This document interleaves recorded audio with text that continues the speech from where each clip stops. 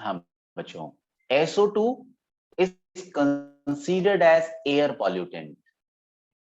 मैं आपसे कह रहा था SO2 और CO2 दोनों एटमॉस्फेयर में क्या करते हैं, वाटर से मिलके एसिड बना देते हैं। और ये जो एसिड हैं, यही जब बारिश के अंदर गिरते हैं तो एसिड रेन क्रिएट करते हैं। तो देखें कोई ऐसा पॉइंट जो इससे कनेक्टेड हो, जो एटमॉस्फेयर में इसके चैलेंज को शो कर रहा हो। तो पहला है, it increases the temperature of the atmosphere. It increases the temperature of atmosphere. क्या इस तरीके से ये एयर पॉल्यूटेंट है? It is used as insecticide. insecticide which cause air pollution, which cause air pollution। क्या ऐसा कोई पॉइंट हमने कभी डिस्कस किया?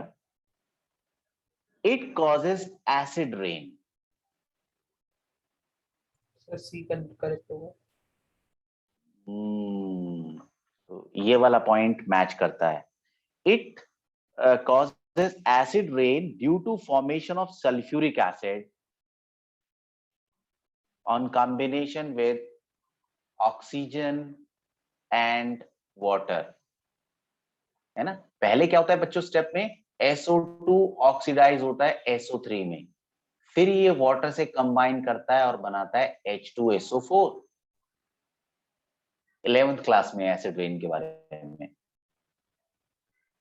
और डी है, it is strong oxidising agent.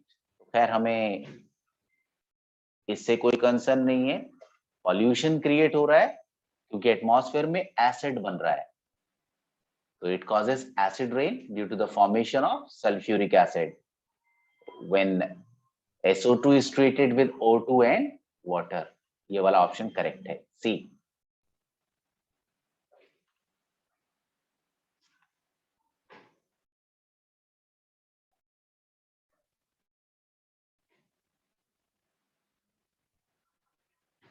Forty 6 हो गया, 47।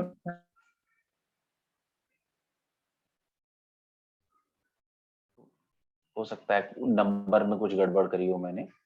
ड्राई SO2, कोई बात नहीं, आप क्वेश्चन लिख लेना। Dry SO2 does not bleach dry flower. Dry SO2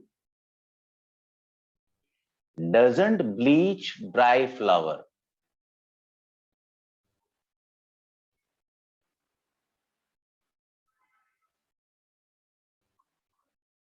अगर वैसे हमें करना क्या है, ब्लीच करने का मतलब है हम चाहते हैं कि इसके ऊपर जो कलर है इसका कलर डिसअपियर हो जाए, है ना, ब्लीचिंग करना चाहते हैं हम। कई बार हेयर की ब्लीचिंग होती है ना, कि भौहें एक्स्ट्रा है, ब्लीच कर दो थोड़ा सा।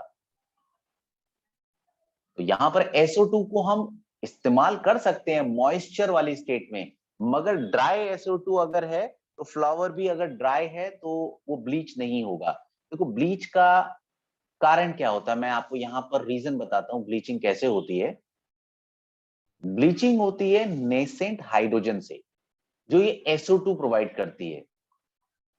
SO2 वाटर के साथ रिएक्ट करके बनाता है H2SO4 and this nascent atom of hydrogen is produced। ये जो H है यही ब्लीचिंग करता है। ये H कब पैदा होगा, जब H2O होगा। अब ये ड्राई SO2 है तो इसका मतलब ना तो SO2 में मॉइस्चर मिला हुआ है, पानी है, ना फ्लावर के अंदर। तो अगर H2O नहीं होगा तो ये नेसेंट हाइड्रोजन प्रोड्यूस नहीं होगी। तो ये तो रीजन था। देखें इसमें क्या बात कहते हैं, एक कहा है इसमें water is stronger acid than SO2। भाई वाटर स्ट्रॉन्गर एसिड है, ठीक है, मगर वाटर तो इसमें है ही नहीं, तो ये ऑप्शन हो ही नहीं सकता। एक कहा है, लिख देता हूं, एसिडिटी वाटर की ज्यादा है, किससे, SO2 से। एक रीजन लिखा है OH minus ion produced by water causes bleaching, produces by water causes bleaching. कहते ब्लीचिंग किससे होती है? OH माइनस आयन से, पानी जो कि प्रोड्यूस करता है, और यहां पानी नहीं है तो ब्लीचिंग नहीं होगी। Nascent hydrogen is responsible for bleaching. Nascent मतलब जो अभी अभी बनी हो, freshly prepared. nascent H is responsible for bleaching.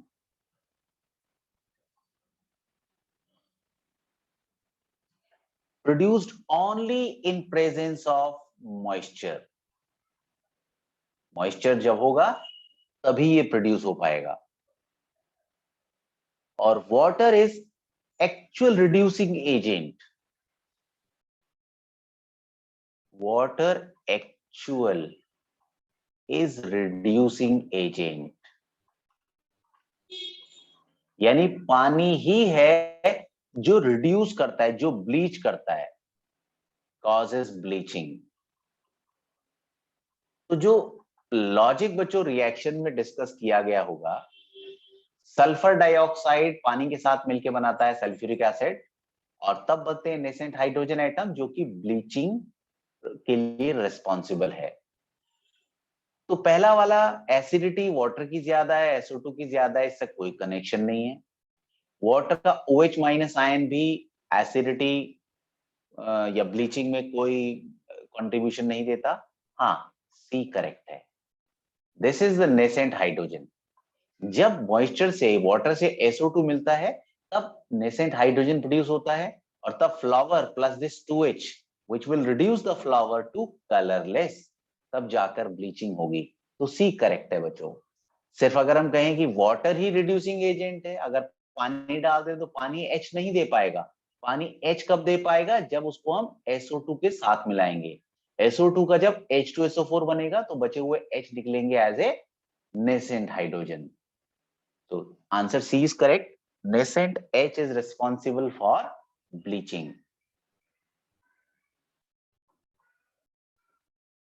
48 है बच्चों।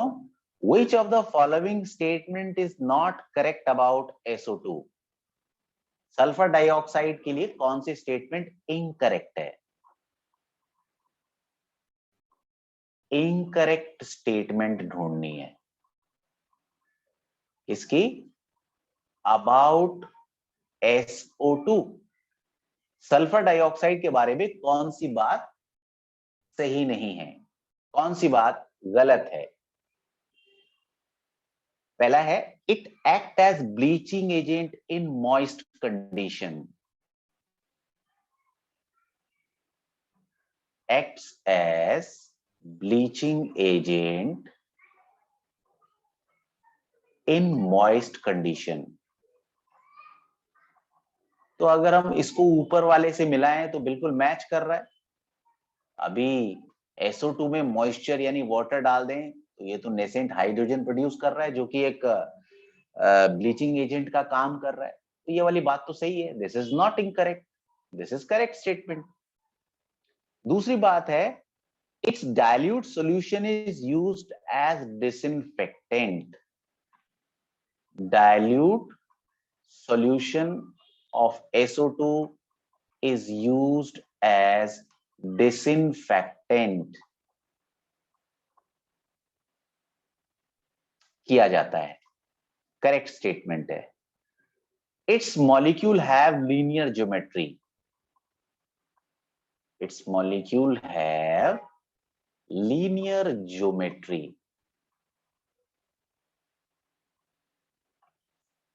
लीनियर नहीं होता बच्चों ये। अभी हमने पढ़ा था sp2 हाइब्रिडाइजेशन और ये बेंड शेप में होता है। तो ये वाली जो सी स्टेटमेंट है यही इनकरेक्ट स्टेटमेंट है कि ये कैसा है? लीनियर नहीं, ये कैसा होता है? ये बेंट होता है। Therefore it is wrong statement. और इसमें एक बात और कही गई थी कि एसिडिफाइड KMnO4 डीकलराइजेस KMnO4 में जब हम SO2 मिलाते हैं तो ये डीकलराइज हो जाता है। Yes, this is correct. अभी हमने इक्वेशन पढ़ी थी, KMnO4 रिड्यूस हो जाता है किसमें, Mn2 प्लस में, और SO4 हमारा चेंज हो जाता है। क्या लिखा था बच्चों, राइट साइड में मैंने कहा था ना कि लेफ्ट और राइट में सिर्फ आपको याद रखना है, SO4 2 माइनस में। तो जब ये KMnO4 हमारा जो Mn7 था 2 प्लस में कन्वर्ट हो जाएगा, तो ये जो KMnO4 का वायलेट कलर है, पर्पलिश कलर है, ये डिसअपियर हो जाता है। तो ये सारी बातें सही हैं SO2 की, कि SO2 bleaching agent moist condition में एक्ट करता है, इसका डाइल्यूट सॉल्यूशन डिसइंफेक्टेंट होता है, और जब हम SO2 से रिएक्शन करवाएं तो इसका वायलेट कलर या पर्पल कलर डीकलराइज हो जाता है। हाँ, इसका लीनियर ज्योमेट्री नहीं है। इसकी ज्योमेट्री कैसी है, इसकी ज्योमेट्री बेंट है। ये था बच्चों 48। अब देखो 49th question.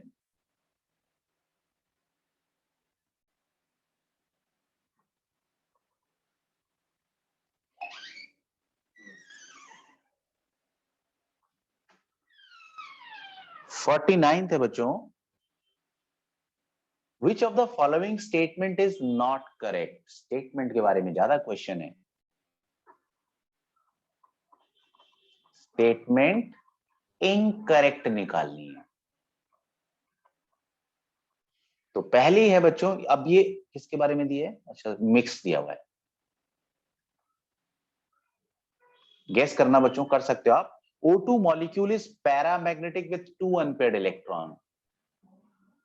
O2 is paramagnetic with 2 unpaired electron.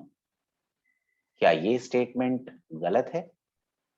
B, sulphur shows maximum covalency of 4.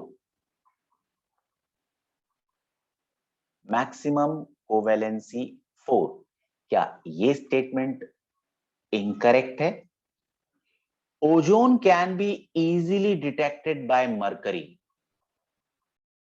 Can be detected by mercury. अच्छा जी, ozone can be detected by mercury, mercury से हम ओजोन का डिटेक्शन कर सकते हैं। Sir C. अच्छा, both sulfurous and sulfuric acid are diabasic in nature.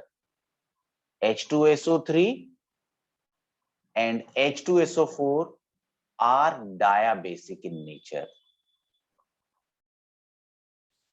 देखो, H2SO4 SO3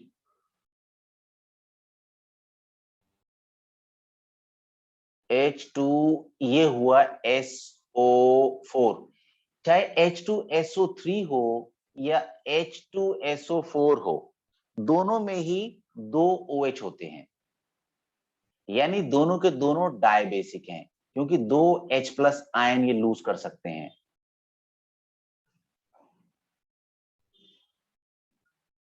O3 can be detected by mercury. Sir गलत है ये।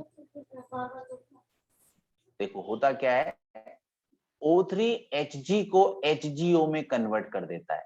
ये जो मरकरी है ना, मरकरी ग्लास पे स्टिक नहीं होता।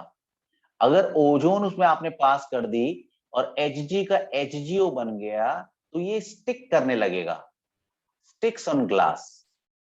अगर आपको ये देखना है कि क्या ये O3 है, आप उसमें मरकरी ऐड कर दो। मरकरी अगर ग्लास पे चिपकना छोड़ दे, सॉरी चिपकना शुरू कर दे, चिपकता तो नहीं है ना, थर्मामीटर में भी तो ऊपर जाता है और नीचे आता है, चिपकता कहाँ है ग्लास पे। अगर वो चिपकना शुरू कर दे, इसका मतलब वो HgO बन गया है। HgO कब बनेगा, अगर वो O3 के कांटेक्ट में आया है। It can be detected, O3 can be detected by mercury. Sulphur की मैक्सिमम कोवेलेंसी 4 नहीं 6 भी होती है। सल्फर के पास d ऑर्बिटल है, it can show 6 also, so this is the incorrect statement. O2 paramagnetic होता है, ये भी बात बिल्कुल सही है। तो इसका आंसर कौन सा होगा, बी। बी इज इनकरेक्ट कि सल्फर की मैक्सिमम कोवेलेंसी कितनी है, 4 है। ठीक है बच्चों, तो यहां तक आप करके रखोगे, फिर आगे मिलते हैं नेक्स्ट क्लास में। ठीक है, और ये मैं वीडियो भी अपलोड कर देता हूँ, रिवीजन करनी हो तो आप कर सकते हो। ओके बच्चों, बाय सर। बाय बेटा।